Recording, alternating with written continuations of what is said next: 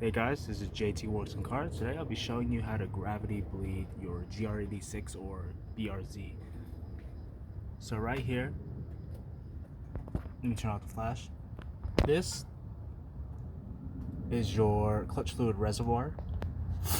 You're gonna twist the cap off and just pull straight off. And right here is a bleed nipple. You use an 8mm. You're gonna attach a hose, connect it to a bottle, drill a vent hole, and just crack it open and just let it gravity bleed like that.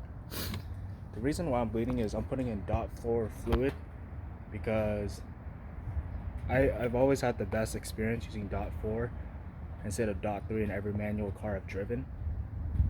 And this has a higher boiling point, so if for any reason I get the clutch fluid too hot, I won't have the fluid boil on me.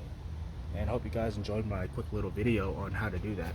Oh, to bleed it, you're gonna turn the wrench left. Righty tighty, lefty loosey.